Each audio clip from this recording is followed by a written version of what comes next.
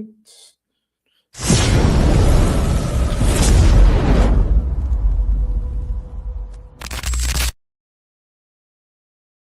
We go.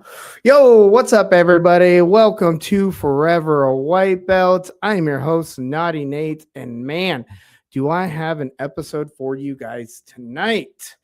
I'm so excited for this guest tonight, guys. Former professional fighter, current head coach, promoter, gym owner, local legend of Vancouver, Washington. I would even say the whole Northwest, honestly, big hero of mine, Mr. Austin Springer. Welcome to the show, bro. Hey, thanks for having me, Nate. Of course, man. I really appreciate you taking the time. I know that you're a busy man. Not only are you a head coach, you run a fantastic promotion with the NWC, but you're also a firefighter and EMT. So you stay busy nonstop, man. So for you taking the time to do this, I really, really appreciate that. So thank you very much, man. Absolutely. Yeah. So Austin, you've competed at the highest levels of this sport. But before we get into that, why don't we talk a little bit about your background, like what first got you into martial arts, and kind of give us a little bit of that story.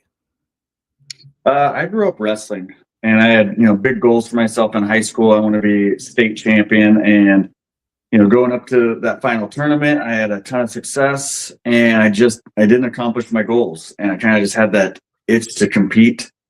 Some family things kept it to where I didn't accept a scholarship for wrestling. I stayed local in Kennewick, Washington, and found a gym there and started training. Took my first fight with no real training, just a wrestling background. Went out there, shot a double leg, pushed him up against the cage. He starts cranking on my neck, and I'm like, this guy's got a headlock. He's not going to get anything. I start punching him in the ribs, and all of a sudden it starts punching it slower and slower, and then I'm hanging there, and after 28 seconds, I got choked out, and I realized I should probably start training a little bit for this thing. Man, those early on beginner mistakes. I had the same thing happen to me. I got caught in my first MMA match in an RNC, bro. And it was off. Yeah, I went and did a shot on a guy.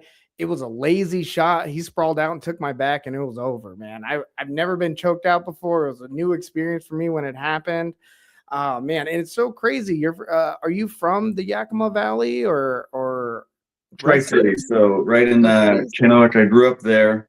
Mm-hmm. I think we moved over to Vancouver. It would have been 2008, so I was 20 years old. So I think after that loss, I think I had 2 more fights there that I won. And then so I kind of had grown out of that gym. It was a small little gym, kind of served its purpose. And in Vancouver, my favorite fighter of all time was Randy Couture, and he had opened up an Extreme Couture in Vancouver, Washington. And so I'm looking around like, okay, there's Team Quest, which I know of and I love. Mm-hmm. But like, we're going to be living in Vancouver because we have some family there. And it was actually like 5 minutes from where we're going to be living. I'm like, all right, well, I know that Team Quest had like the credentials. I saw the facility of Extreme Couture. It was way nicer, state of the art, beautiful, and it was close. So I was like, okay, I'll go that route. And so I started training there. Mm-hmm. Fast forward a little bit. So Extreme Couture went out of business. Different company called Brave Heart or Brave Legion came in, took over that facility. I was a manager there at that same facility. Fast forward 5-6 years later, that's now where we've been in that same location. So I've been working for 3 different gyms in the same location. And so now our gym has been there for about 8 years now, I believe, just about. But it went from Extreme Couture to Brave Legion to Vancouver Elite, all at the same facility, same address. Well, it's an awesome facility, man. I've been there a couple times, and I love the layout. Honestly, you can get anything you want over at that facility, which is awesome for an MMA gym. I mean, you guys provide full weights, a whole cardio, what is it, workouts, everything there. Yeah. I believe you guys do a CrossFit there as well, right? So we operate inside of a gym called Fortitude Fitness, and it is like Vancouver's hidden gym. It has, like you said, it has the free weights, the machine weights, the cardio equipment, but then they have basketball courts. They do everything. They do Pilates, they do CrossFits, they do boot camps, they do high rocks. They have 2 saunas, 2 cold plunges, full locker rooms, and we handle the MMA, the kickboxing, the jiu-jitsu portion, but then they also have a sports bar in there. So it's like on a Friday night, you get done with your class, you want to go have a beer with the boys, you head downstairs and grab a cold one right after practice if you want. Yeah, it covers everyone's needs all the time. I love it, man. It's a fantastic gym. Guys, if you're in the area, that is one gym that you want to check out for sure. Vancouver Elite. Getting back to a little bit of your career, Austin, building up through like the rankings, going through that amateur scene and then turning pro. When did you know that, like, hey, this is really for me? This is what I want to do. And because, like, I guess turning pro and kind of following that road, it's a bumpy road. There's a lot of ups and downs. So where did you find the confidence to pursue like those higher levels of the sport? I remember being a senior in high school. It would have been 2004, 2005, right after the first Ultimate Fighter. They put out on the UFC website a print off application for the next season of Ultimate Fighter. And I had no fights. I had done nothing in the sport of wrestling, but I knew I wanted to fight and I printed it off. And so for me, my wife actually at times got frustrated with me because I didn't have a plan B. It was, I'm going to be a world champion. I don't need to get a degree. I don't need to do these other things. And the reality of it is you have to be the 1% of 1% to make enough money to live substantially for the rest of your life after fighting, because that shelf life for a career is so small. Even, the best in the world need to have likely something to do afterwards, whether it's run a gym, be a coach, or have other endeavors. Mm-hmm.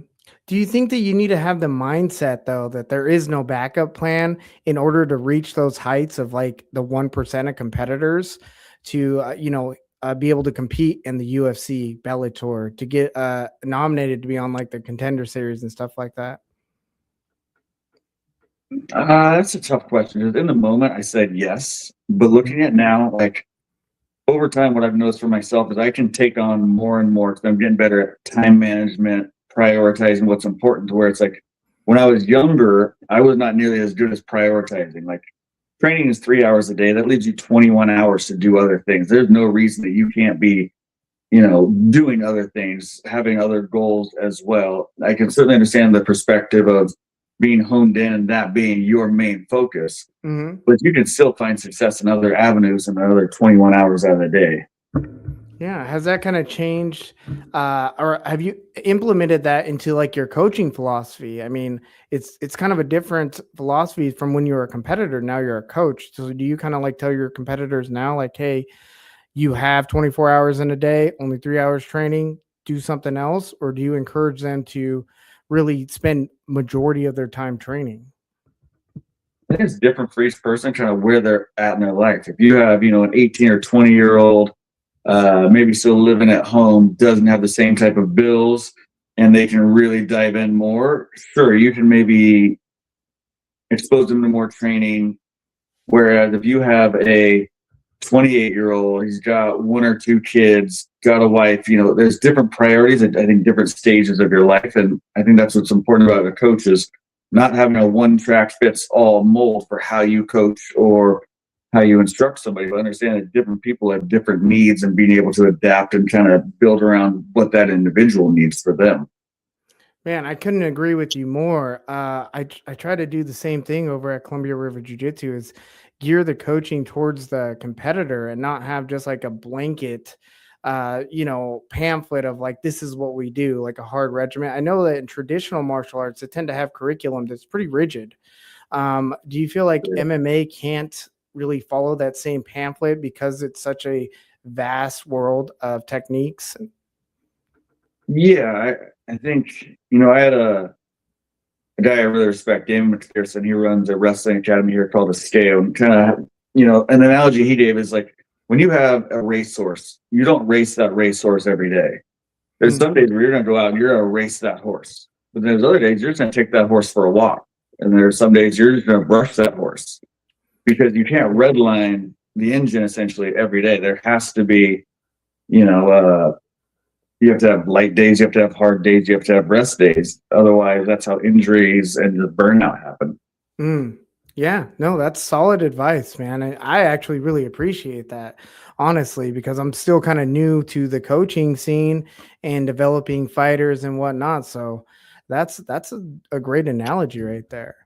Being able, going and competing at some of the highest levels in MMA, what was kind of the thought process going into, let's say, your first professional fight in one of these big shows? What was that pressure like? So I think I was only 2-0 when I fought for Bellator, and it was wild. Like, you know, you go from a regional show. I was fighting at a show called Cage Sport. Is at Emerald Queens Casino. Great event, but it's small little warm up areas. Big enough crowd. There's a couple thousand people, and it was a big field, big lights. But then you go to fighting at the Moda Center, where some of the greatest basketball players ever have been. The locker rooms are huge. It really weirded me out. I go take a shower after my fight, and the shower head's like 12 feet up in the air because it's 4 basketball players. But I'm like, that is like, it weirded me out. But it's just a different. It's the same, but it's different. It's you kind of have to mentally prepare, I guess, for. There's going to be nerves. There's going to be anxiousness. Inevitably, there's going to be some form of self-doubt that creeps in, and it's just kind of going back to what got you to that point.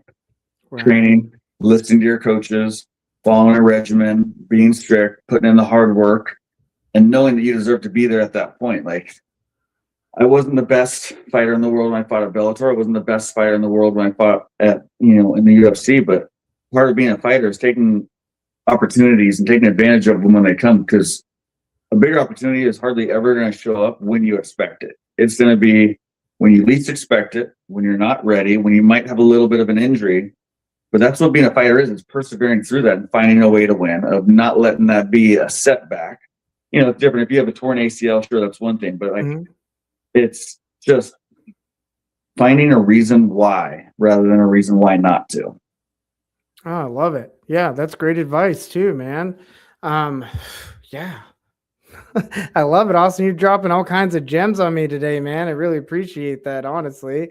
So yeah, you went out to Bellator, you competed over there, you competed at the UFC. Which would you say was the most stressful for you, or the most high stakes? Was it the Bellator event, or was it competing for the UFC?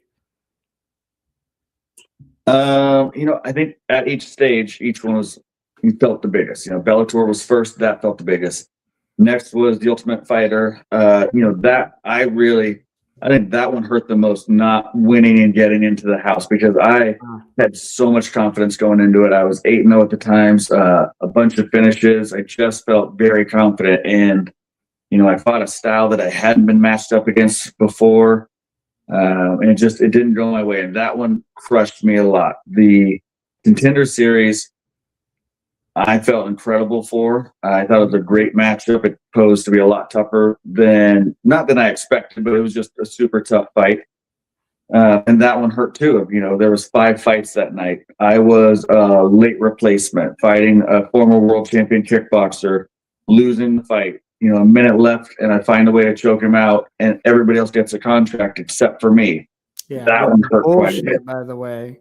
Yeah, that was total bullshit. I think even Chael Sonnen talked about that, how that was bullshit. You definitely deserved a contract out of that, man. And then the UFC happens, and that's during COVID. I was at the dentist when my manager called me, said, "Hey, so-and-so has COVID. I don't have a guaranteed spot for you. Here's a link to a flight. Fly to Vegas right now. We're going to talk the UFC matchmakers into giving you this fight. If they don't give you the fight, I'll refund your ticket, but get to the airport within an hour." And so I called my wife. She packed a bag. I got home, drove me to the airport. And so that one was so fast, and it was such a kind of a weight off my shoulders, a monkey off my back. Because for nearly 10 years, that was what I was going after. That was everything my life revolved around, making it to the UFC. And so that one, I think, was actually probably the least stressful, because I was there. I'm here now. Get it. Let's just go have fun time. And hard weight cut. I took it on essentially 24 hours notice. Didn't end up making weight. Didn't have a great performance. And they ended up, well, before I say that part, on my way to Vegas for that fight. So that day I got the call for the UFC. That day, I also got a call for my first career firefighting job as I'm getting ready to board the plane. So I got my 2 freaking dream Dream job job, called in the yeah. same day. Oh man. And So that has to weigh on your mind a little bit too. I'm sure, man, when you're going into this fight like that, you know, you got this thing waiting for you, or was it waiting for you, or did you have to choose between the two? no, it was waiting for me, but it was a don't get hurt scenario, which honestly at that point Gotcha. I would have. I think in that moment I was not thinking about the firefighting at all. Like we Mhm. got 72 hours to go in here, fight. I'll be back home, then I can worry about it then. But I didn't have the performance that I wanted. Mhm. I missed weight, and to put it bluntly, it pissed the UFC off, and they cut me. And so, kind of what I had to do was, do I want to keep fighting? Do I want to work my way back Yeah. when I have this career here with great pay, great benefits? It's everything I've wanted. Mhm. Or do I want to try and go and fight and do that? And what I had to kind of come to terms with is fighting is a short-term job. Firefighting is a forever career. Right. So Yeah. I shut that door and opened the door to firefighting. Yeah, not just firefighting though, but you also, you stay pretty active in the MMA scene still. I mean, you're developing young fighters, and you own a gym, Vancouver Elite, and not only that, you're a promoter of the NWC. So you're still in the world of competitive sports, just not necessarily as a competitor. So, what are some of the challenges that you face in your new roles? Well, first I want to highlight, we have a coaching staff at Vancouver Elite that is the hands-on day-to-day. Like we have incredible Mhm. coaches. Our jiu-jitsu coach Chase Davis, a high-level jiu-jitsu black belt, no-gi specialist, so it translates to MMA well. He's a Love that. Fabian black belt as well. He's competed at Submission Underground. Dang. And then we look at our Muay Thai coach, Dima Kozacek. He was, I believe, third in the world in the Muay Thai championships. He represented the Ukraine Muay Thai national team. He's himself coached 2 world Muay Thai champions. He's in there Jeez. a couple times a week. Our manager, Eric Vasquez, he was one of our very first members. He fought for us when he was 16 years old. I think he's 28-ish now. Just a lifelong martial arts, continues to learn. And I mean, those are just 3 of our main ones. But then we got guys like Clayton Coons, Sam Case, a plethora of just awesome coaches. So while Mhm. I might have the label of owner, head coach, it's these guys that are really molding that next generation of fighters for us. And the effect and the impact that they have on these young athletes, I mean, you see it in our guys that they are so much more developed 6 months into fighting than I ever was. And it's so Uh-huh. cool to see that development that they have. Yeah. Does it give you the same kind of feel seeing one of your students succeed as you got when you were in there succeeding yourself? I know it's kind of like a weird question, but let me put it like this. So like me as a competitor, when I went out there and I fought and I had success, I felt good about it, but I almost felt like, yeah, that's to be expected. You know, I put that on myself. But when I see one of my students go out there and they perform well and they're doing well, I get like such a euphoric feeling of like, yeah, man, I'm just happy to be a part of that. Do you get some of the same? Um, there's some yeses there and there's some nos. Mm, As far as like, so when you're fighting, like the entire lead up, let's say a half hour before the fight, that anxiousness, those butterflies that you just can't escape, hmm. they go away when the cage door shuts and the ref says go. When Right. you're cornering somebody, I still feel those nerves the whole time during the fight because I'm not in control. So I don't really know the fate of the fight, if that makes sense, where it's like I'm nervous the whole time through. So that part, it's worth being the coach. Because when you're the Hmm. fighter, boom, ready, set, go. It's fun time. It's what the last 3 months of training has been for, is to go have fun now. Hmm. The coach, it's like, oh, this is actually probably the worst part of it, is just sitting here, not being in it. Right. And I Yeah. loved fighting. Like when I was nervous beforehand, there's times like even up until some of my last fights, like I'd be like, this is it. I don't want to go through this again. After this fight, I think I'm just going to be done. I would have like negative self-talk of like, maybe I'll trip on the way to the cage and like I'll cut my eyebrow and I won't be able to fight. And then I'm like, no, hold on. And it's really, it was hearing guys like Randy Couture and Chilson and talk about like the mental game. Like everybody has these nerves. Everybody has this self-doubt. Everybody has, this little red guy in your shoulder and you have a little white guy. And it's just knowing that everybody has that. I'm not some weirdo that it's only happening to me and it must mean that I'm about to lose. It's that everybody goes through this process. It's going to be fun at the end. Just wait it out another 30 minutes or so until it's time to go and fight. And then all of a sudden, it was all worth it. And after the fight, it's like, sign me up again. I'm back in there.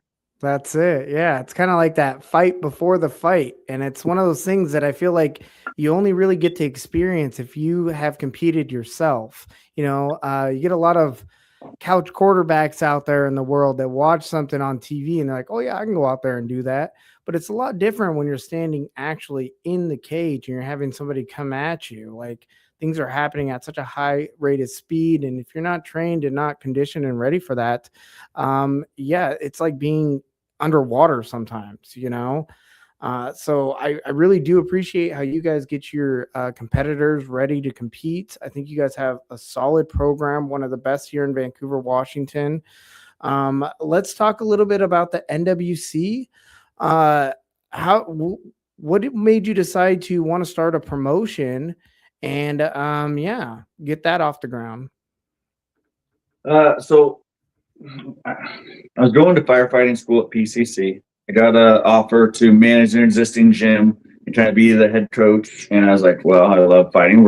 I would love to go in corner. And it got to where I was, I was probably cornering every other weekend. And so I'm seeing these different shows and I'm seeing the good ones and I'm seeing the not so good ones. And they're not huge differences. It's little small differences that really made you be a more elite promotion. It was ones that was doing things like ticket sale commissions. Well, we'll get into that second. So what I saw was there's an opening there because I wanted to have a fight promotion that was something that as a coach, I wanted to take my athletes to and I wanted to come back to, but I was also still competing. So I wanted to have a promotion that I myself would want to go and compete for, a promotion that gives ticket sale commission, a promotion that gives fuel reimbursement, gives out free shirts or gear.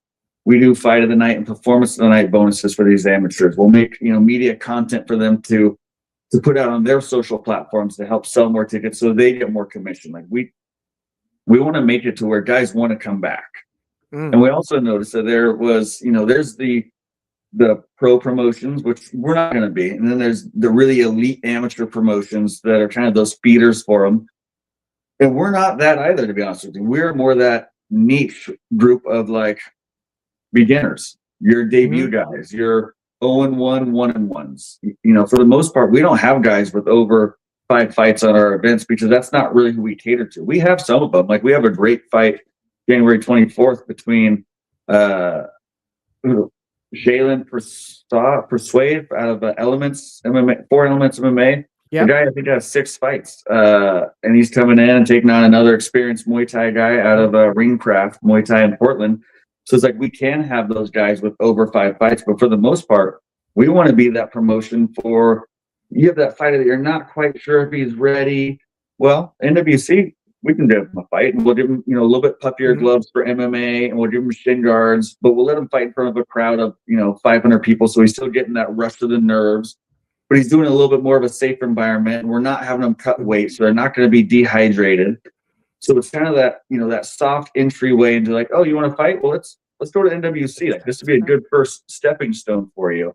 And so as a coach, I was noticing there wasn't really that in the Pacific Northwest for those type of amateurs or, some independent guys that maybe shouldn't be facing a gym trained guy right off the bat. And this would be their soft little entry into a form. And so we kind of want to be that promotion here in the Pacific Northwest. And honestly, I think that you guys do a fantastic job. I mean, some of the matchmaking there is spot on. I really love how you throw enthusiasm to the fighter safety. That's huge for me, especially with, we're a new gym.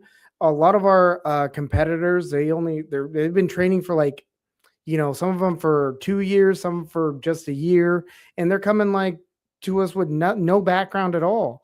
So as a starter gym, we look for these type of promotions, and we're very happy to be a part of a community that is looking out for these novice competitors that are on their way up, man, because you can really discourage an individual by having them debut against somebody that's just way out of their league. And as being a competitor, I'm sure you've seen that in promotions where they're just trying to what is it, pad a record, or Sure, guys sure. are in their sandbagging and stuff like that. And depending on who's throwing the promotion and whatnot, it could be that school. From what I've seen, you guys don't do that at all. You guys are, especially when it comes to like your guys, you're willing to put your guys against anybody. And I love that, man. It just shows that you guys are confident in what you're doing, that your guys are prepared and ready to go. And that to me just is a great sign for a solid program. When it comes to the NWC, what do you feel outside of being the entry and what do you feel is one of the primary things that really separates you from, let's say, a promotion across the across the Washington border? I think you might know what promotion I'm talking about. Yeah, Kind of one of the bigger ones. Yeah. yeah. Well, for starters, in your reference in the FCFF, and the FCFF is, I think, that stepping stone to pros, and they've actually started hosting a couple more pro fights. And like, I love the FCFF. I fought for the FCFF. I fought I was a champion for them. I've taken many of our guys there. I have no issue with them at all. But I'm very open. Like, I support events that support the fighters and the gyms. And what I mean by that is like the ticket sale commission, the fuel reimbursement, but also shows that offer pro fights. For the longest time, the FCFF didn't. So we didn't put a lot of guys on that show because what we wanted is, guys to progress. They go from entry level, experienced pro champion, entry level, experienced amateur champion, and then entry level pro. But you want to make a relationship with those professional fight promotions so that way they give you opportunities, because you can't go to a professional fight promotion and say, hey, I have this amateur ready to go pro, we give him a fight, when you've never before gave him any of your amateurs. You can't go and ask for a favor when you haven't scratched their back. And so, for the most part, I would try and support events that would host pro fights. And now the FCFF is doing that, which is awesome, because there are so many talented guys in this area, and there's not enough pro promotions to give those opportunities. And so I love that the FCFF is giving back. But to your question, the FCFF only does MMA. We do MMA, we do kickboxing, we do tag team jiu-jitsu, as well as combat jiu-jitsu. So you get 4 different martial arts in one night. And so maybe you haven't seen tag team jiu-jitsu before, you're not sure what you're going to get. It is the #1 crowd-pleasing event that we've had. Better than title fights, better than women's fights. Tag team jiu-jitsu. You have people that have never seen jiu-jitsu. They hate wrestlers. They only want to see knockouts in the UFC. But they're on the edge of their seat. They're standing up, holding their beer in the air, cheering for guys that they don't even know, because they don't know what's going on, but they're freaking loving it because it's nonstop action. And I think that's been what's been really cool about, the NWC, is throwing that in. You might have an MMA fight. You know what to expect. Oh, shoot, kickboxing match. I kind of know what kickboxing is. I know what the UFC is, but like, okay, kickboxing, I get this. It's what I like about that aspect. And all of a sudden, you get this totally different one. And then you get a jiu-jitsu enthusiast that's also, maybe a wrestler, MMA guy. He's like, well, I want to mix them in, but I really don't want to do any striking while standing. Combat jiu-jitsu fills that gap. You have takedowns once you hit the ground. Then it's a real life fight, because jiu-jitsu, as pure and fun as it is, it's not real life. Because if I get in a fight with somebody and we're on the ground, there's no way I'm just going for a freaking rear naked choke. I'm going to still try and elbow him in the face, punch him in the head. And so that's where combat jiu-jitsu kind of fills that void too. And it's cool that on one night you can have all these different aspects to kind of just keep you entertained throughout the entire evening.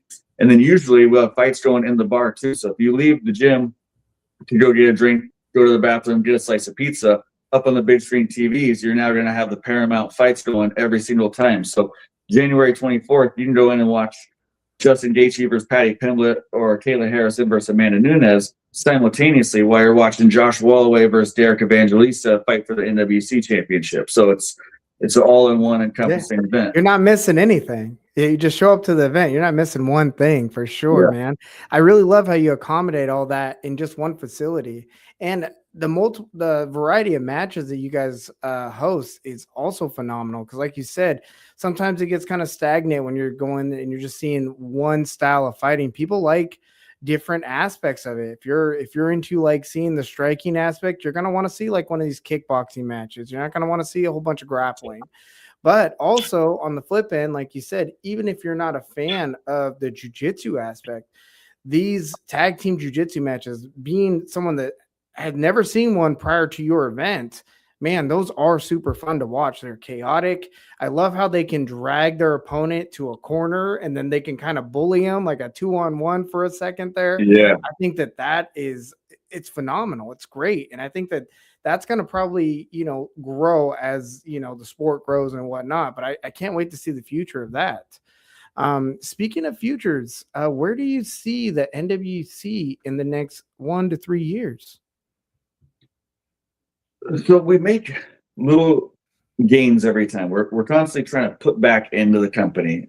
One thing we don't want to try and do that so many companies have done before is try and go too fast, or grow too fast rather, and think that we're bigger than what we are. We know where we are. When we have a box, and we're going to try and stay in it, but we're going to try and enhance the fan experience during that, and enhance the fighter experience during that. And so, some of those things are, it was only a couple events ago where we introduced the fight of the night and performance of the night bonuses. Ideally, we'd like to start paying higher in commission. We'd like to start giving out bigger and better prizes for the fight of the night, performance of the night. Little things that go a long way, like increasing maybe lighting or increasing the sound, the overall experience. Because right now, we do a fantastic job of the energy, the atmosphere. Our DJ does an incredible job with the music to basically keep everybody's having fun the whole time. There's not a dull moment during it. People aren't bored. It's just a really good time where we have multiple people that, okay, for the most part, if I'm going to watch a fight, I know somebody that's there. If it's a local fight, the majority of ticket sales for most promotions are based off of fighters going to be fighting. But what we're noticing is based off the experience that we're creating, we're having people come that aren't coming to watch a certain fighter. They're coming for the event. And so that's what we want to keep doing, is making it something. There's nothing going on Saturday night in Vancouver. For $35, you can get a ticket and go watch awesome fights, incredible venue, great time, and you're not breaking the bank to do it. Yeah, no, I think it's fantastic. I mean, the event itself is a wonderful thing. And what you guys are doing for the competitors, man, I mean, the fact that you're, cutting them in on these tickets, the commission, you're giving away bonuses and stuff. And a lot of, again, guys, these guys are amateur fighters, and not to mention it's a lot of them with under 5 fights. Where are you going to find that anywhere?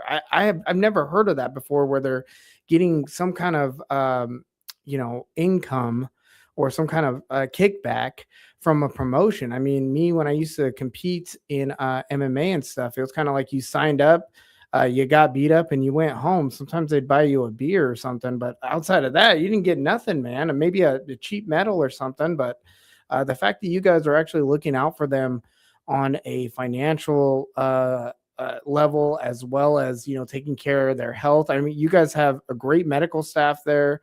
I noticed you guys give chiropractic type of massages prior to their fights and after, which again, something I don't see at many events. You really do take care of these guys, and I find that to be next level. And I think that that's really going to go really far in pushing this promotion to these higher levels. Let me see here. How important is it to have a good relation between gyms, other promoters, and your competitors? Oh, immensely. I have the benefit of being that I've lived here so long, competed. Most of the gyms I've either competed with or against, and have long-standing relationships where teams trust me, and that's one of the biggest things. Is you're talking about how there's no mismatches. One of the hardest things to do is build back from a bad reputation. If I start setting guys up and lying to teams and doing shady crap, I'm not going to get support from that gym again. That's a bad business model. Put aside morals if I wouldn't do that. Like, it's just bad for business. And so it's great to have that relationship with coaches where they trust me. They know if they say, hey, my guy's super green. Can you take care of him? And I say yes. Then I'm going to follow through with that. I'm going to get him a fair fight and do my very best.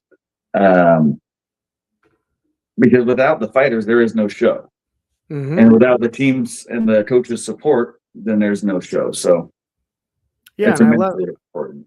Yeah, I love that. And do you think you being a former competitor, I mean, you've kind of gone through all the rings. Do you think that that kind of gives you that philosophy on how important those relationships are? Oh, for sure.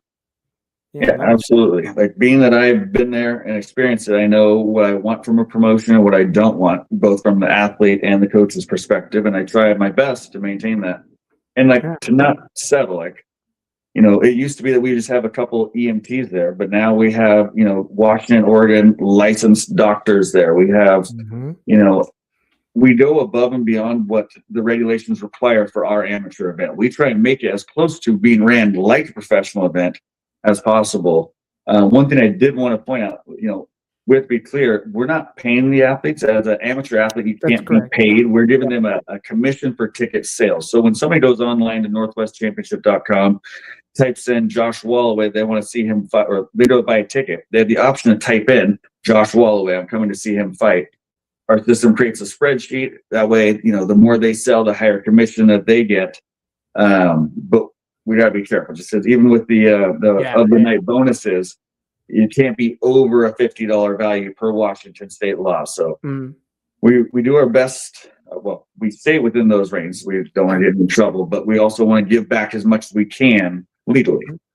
Yeah, and again, I really do appreciate that. I mean, it's funny how the state puts kind of regulations on that, and you guys are like right there at the right where they're allowing you. You're right there, and that just again, guys, goes to show you guys what an awesome promotion this is and how much effort the promoter is putting into it so that he can provide not just a great show for the audience, but also a great experience for the competitors.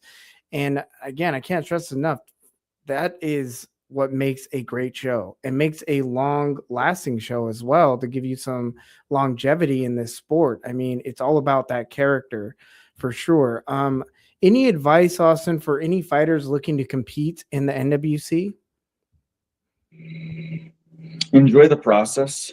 Like, I wish that earlier in my career I would have known that there's going to be the nerves, been okay with it, known that it'll pass, and just enjoy the ride and the journey and not be so focused on the destination. Because the destination is there for a blip in time, but the journey to get there lasts years, and that journey is freaking awesome. And just soak it in, because once it's gone, you're going to miss it. Yeah, man, that's wonderful advice, bro. And hey, guys, open your ears when this guy's talking, because he's been through it all. Like I said, not too many individuals have reached the peaks that you have in this sport, man. So we definitely have a lot of people looking up to you. I mean, I hear about you all over Vancouver. Everybody's always saying wonderful things about you. So I think that right there, it's a credit to your character for sure, man. So whatever it is you guys are doing over there, keep doing it, because it's fantastic. I appreciate that, Nate. Of course. Before I let you go, let me hit you with some rapid fire stuff real quick. What's your favorite moment as a fighter? Winning the Contender series.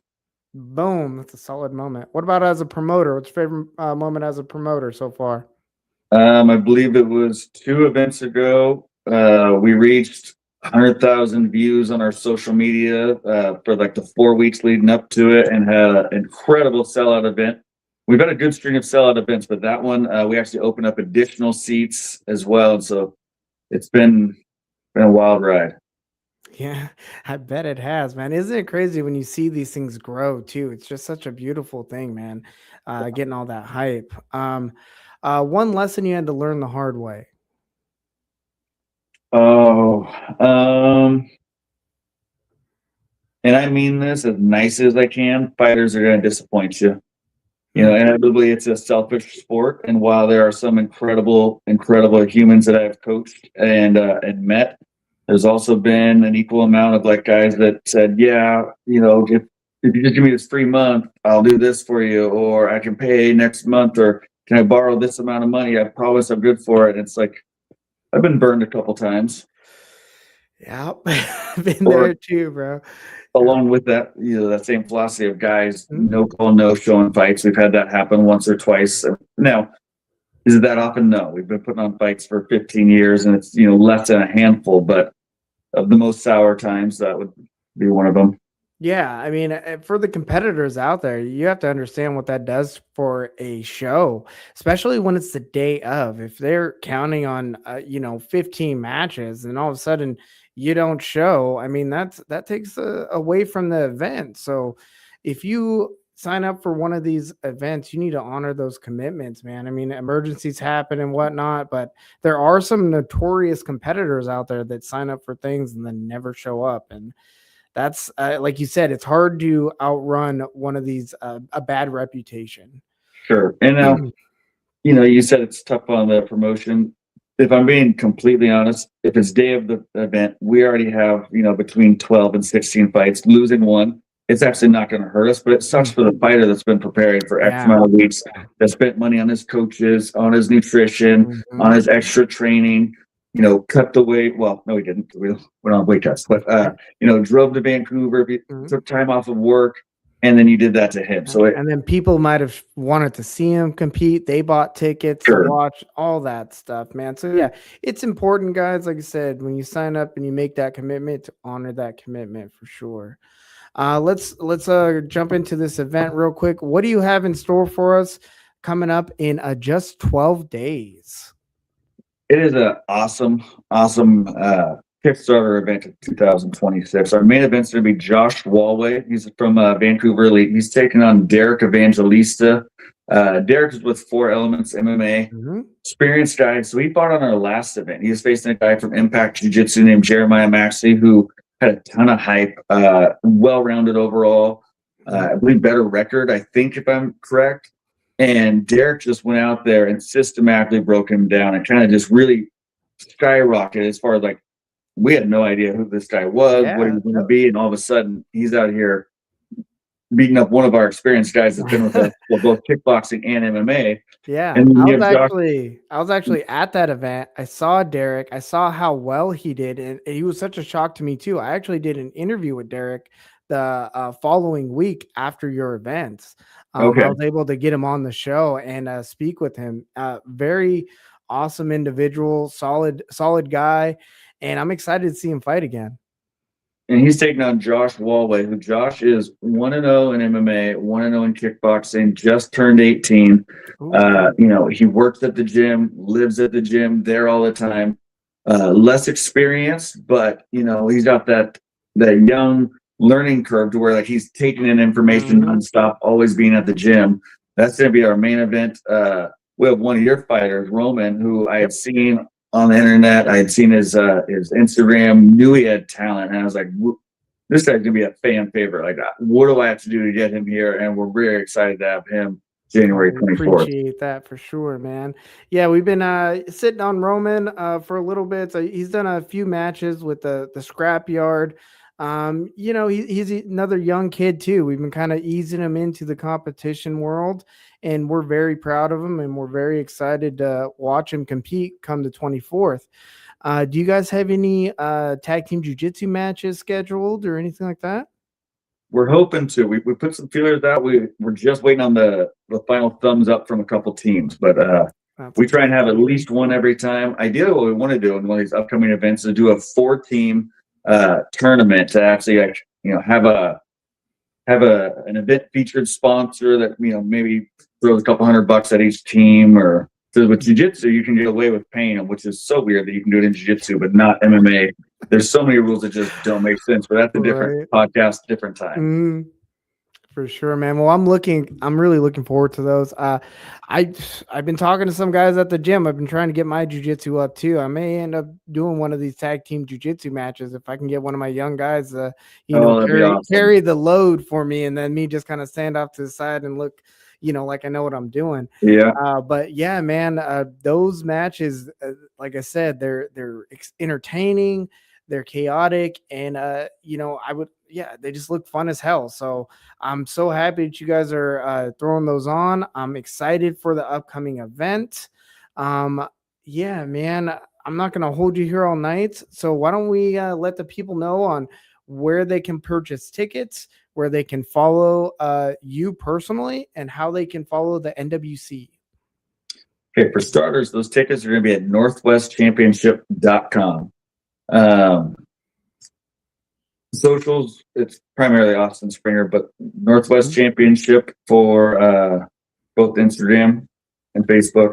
Vancouver Elite, if you're in the Vancouver area, you don't currently have a gym interested, check out VancouverEliteMMA.net or Vancouver Elite MMA on both those same social platforms.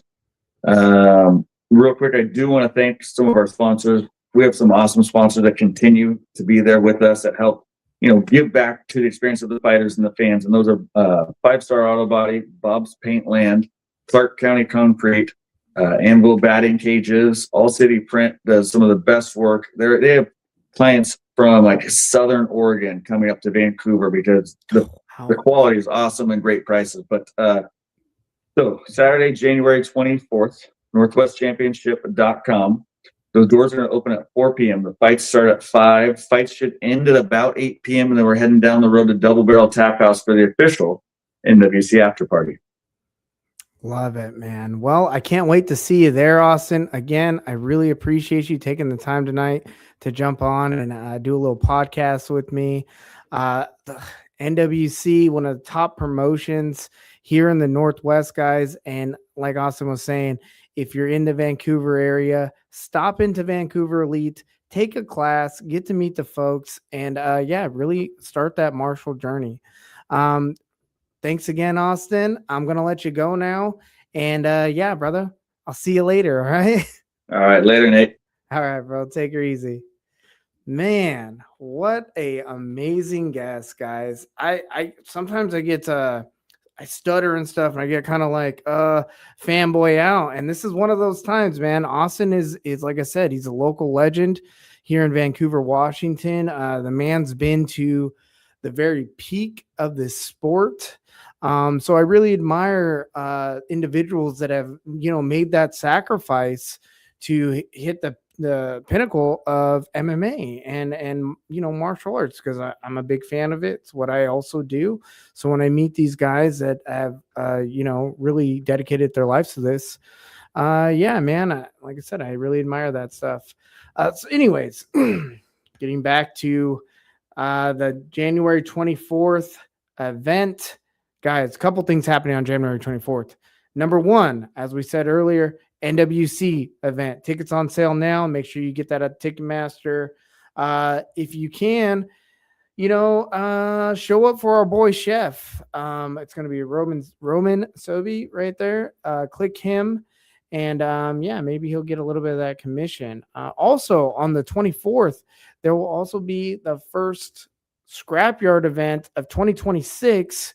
Be sure to check that out. You're going to need to get your pay-per-view access on their YouTube channel.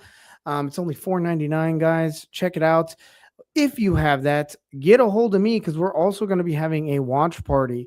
I believe Red Fox is going to be hosting that one, because I'll be at the NWC event helping corner the chef. So I'll probably be on the watch party for a minute. Maybe 30 minutes or so, depending on what time I need to be at the event. But yeah, be sure to tune into that so I can say hello. And if you're in the Vancouver area and you'd like to train with me, stop into Columbia River Jiu-Jitsu. I will be there tomorrow at 6 p.m. I believe we have gi class followed by our competition class at 7. If you'd like to get any more of my schedule, just reach out to me directly, and I'd be happy to set you up on my training schedule so that we can catch some rounds. Anyways, thank you guys for tuning in tonight. Another big shout out to Austin Springer for taking the time to do this. And I hope to see you all soon. Be sure to like, share, and subscribe. Thanks, guys. Take it easy.